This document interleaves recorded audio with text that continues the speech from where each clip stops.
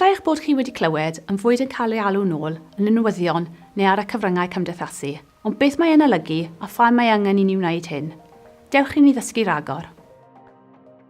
Yn y Deyrnas Unedig, mae busnesau bwyd yn gyfrifol a wneud yn siŵr fod y bwyd rydych chi'n ei brynu yn ddiogel. O bryd i gilydd, gall pethau fynd o le a gall hyn arwain at ddigwyddiad diogelwch bwyd lle mae angen gweithredu mwyn eich diogelu chi.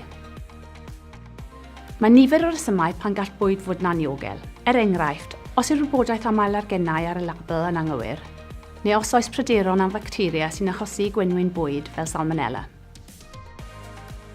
Mae rhaid i busnesau dynnu bwyd aniogel oddi ar y farchnad. Yn yr asiantau safonau bwyd, rydyn ni'n gweithio gyda busnesau ac awdurdodau lleol i sicrhau fod hyn yn digwydd. Gall hyn gynnwys gweithio o tylu'r llenni i dynnu'r cynnyrch yn ôl cyn iddo a'ch cyrraedd chi. Os yw bwyd aniogel eisoes wedi'i werthu, bydd yn rhaid i busnesau alw'r cynnyrch yn ôl. Pan fo hyn yn digwydd, byddwch chi'n cael gwybod sut i adnabod y bwyd o'n sylw, beth yw'r broblem a beth i'w wneud, gan gynnwys eich cynghori i beidio ei fwyta.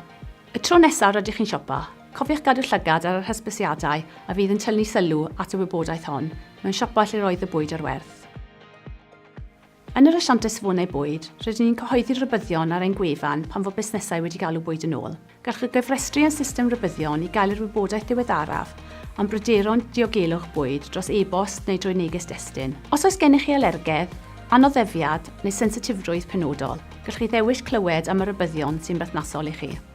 A dyna ni, yr asiantau safonau bwyd yn Esbonio, y broses o alw bwyd yn ôl. Am fwy o fanylion, ewch i food.gov.uk.